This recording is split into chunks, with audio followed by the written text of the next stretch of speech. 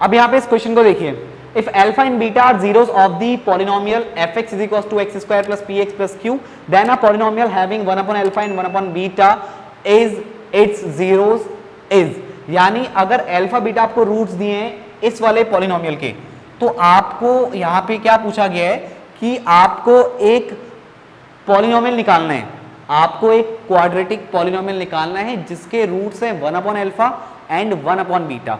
तो देखिए हम इस यहाँ पे इक्वेशन की हेल्प लेंगे, क्या हेल्प लेंगे, यहाँ पे सम ऑफ रूट्स क्या निकल के आएगा, माइनस का b अपॉन ए। अब ध्यान रखिए b है क्या, b होगा आपका कोफिशिएंट ऑफ x और a क्या होगा, कोफिशिएंट ऑफ एक्स स्क्वायर। तो यहाँ पे कितना आएगा, माइनस का p बाय 1 यानी कि माइनस का p, और अल्फा इंटू बीटा की बात करेंगे तो c बाय a, जहाँ पे c क्या है कांस्टेंट टर्म और a क्या है कोफिशिएंट ऑफ एक्स स्क्वायर। तो ये कितना हो जाएगा q अपॉन 1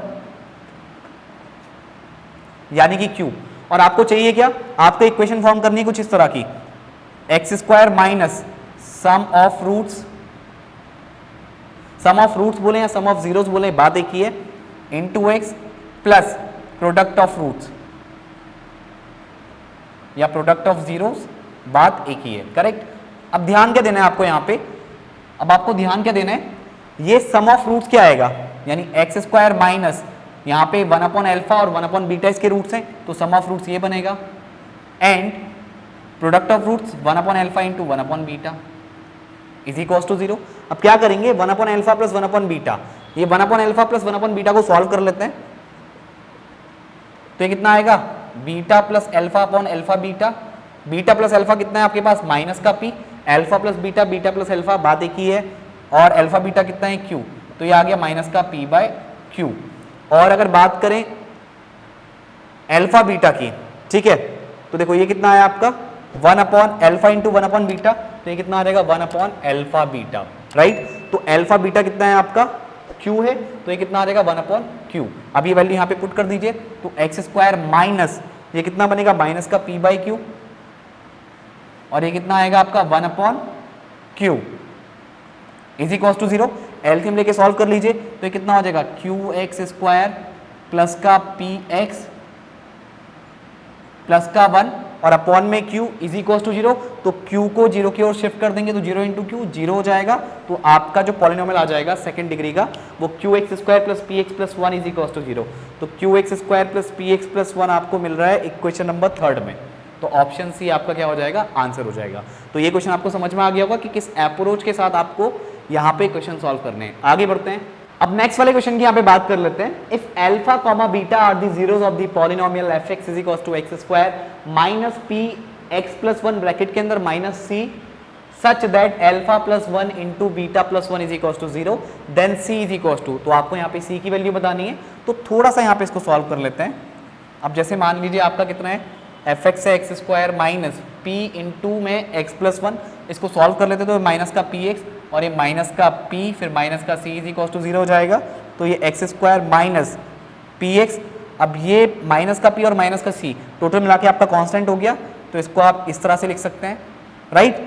अब यहाँ पे अल्फा बीटा आपको इसके रूट्स दिए यानी जीरोस दिए, तो अल्फा प्लस बीटा कितना हो जाएगा, ये आपका आ जाएगा p बाय 1 यानी कि p minus of minus p by 1, right. अब इसके बारे में ज़्यादा बात नहीं करेंगे, कोफिशिएंट किसका है ये आपको पता ही है, करेक्ट। कहाँ पे किसका कोफिशिएंट होता है और कहाँ पे किसका कोफिशिएंट होता है ये आप बहुत ही अच्छी तरह से यहाँ पे समझ चुके हैं। तो डायरेक्टली आप अल्फा बीटा निकालेंगे तो p निकल के आएगा, और अल्फा इंटू बीटा निकालेंगे तो कितना निकल के आएगा, माइनस का p प्लस सी, करेक्ट। तो ये दो वैल्यूज आपके पास है और आपको रिलेशन क्या दिया है, alpha plus 1 into beta plus 1 is equal to 0।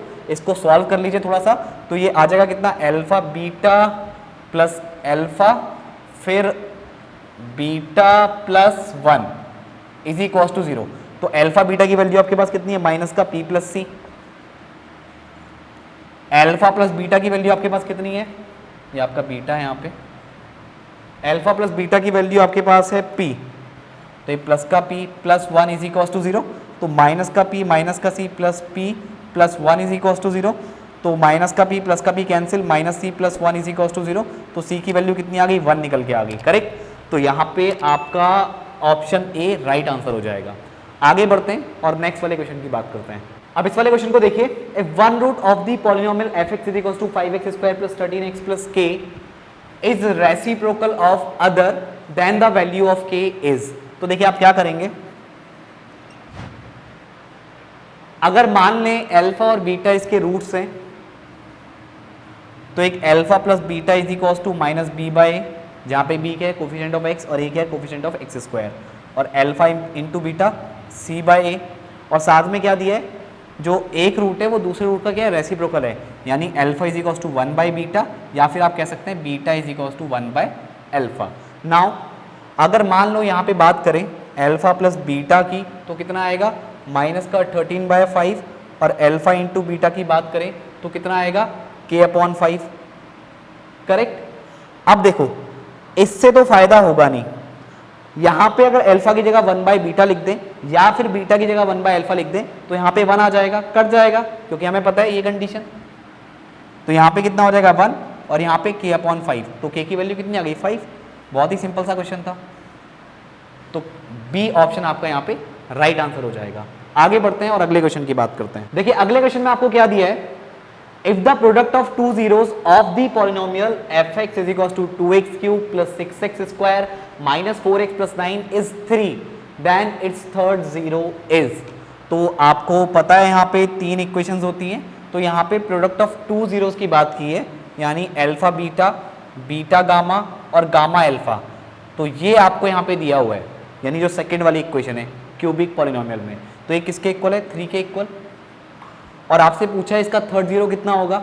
तो देखिए आप किस तरह से यहाँ पे करेंगे, the product of two zeros of the if the product of two zeros of the polynomial, okay wait एक गड़बड़ हो गई है, प्रोडक्ट ऑफ टू जीरोस की बात करिए तो ये 3 यहाँ पे गलत हो जाएगा।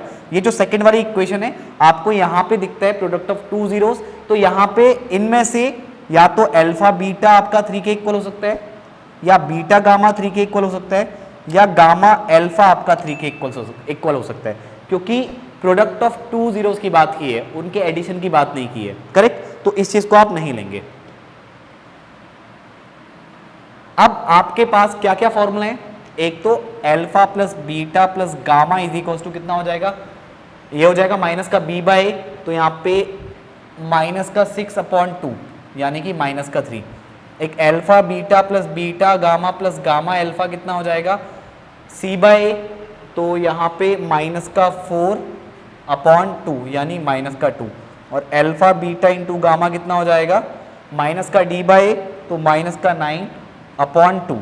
और यहाँ पे मान लो अल्फा बीटा आपको ये दे रखा है अल्फा बीटा 3 के इक्वल, मान लेते हैं इसको, अल्फा बीटा आपको 3 के इक्वल दे रखा है, alpha into beta product of two zeros, तो यहाँ पे अल्फा बीटा अगर कितना हो जाएगा 3 के इक्वल हो जाएगा, तो ये आपका गामा, और ये कितना आ जाएगा माइनस का 9/2, तो 3 3 जा 9, तो गामा की वैल्यू कितनी आ जाएगी माइनस का 3/2। अब यहाँ पे आप जरूरी नहीं है कि अल्फा और बीटा को ही मल्टीप्लाई करके 3 लें, आप बीटा इंटू गामा ले सकते हैं, तो बीटा इंटू गामा यहाँ पे रखेंगे तो अल्फा की वैल्यू आपका माइनस का 3/2 आ जाएगी। अगर गामा और अल्फा की वैल्यू आप 3 रखेंगे तो बीटा की वैल्यू माइनस 3/2 आ जाएगी। तो उसने आपसे क्या पूछा है कि अगर दो जीरोस के प्रोडक्ट की वैल्यू आपके पास 3 दी गई है तो आप तीसरे रूट की वैल्यू निकालिए। तो तीसरे रूट की वैल्यू कितनी आ गई माइनस का 3/2। ना तो आपको इस इक्वेशन की जरूरत पड़ी और ना ही आपको इस वाले इक्वेशन की यहाँ पे जरूरत पड़ी। कौन सी वाली इक्वेशन से काम बन गया, तीसरी वाली इक्वेशन से आपका यहाँ पे काम बन गया, क्योंकि प्रोडक्ट ऑफ टू जीरोस आपको पता है और तीसरा आपको जीरो यहाँ पे निकालना है, तो इस तरह कैलकुलेट आप कर सकते हैं। तो ऑप्शन बी आपका यहाँ पे राइट आंसर होगा।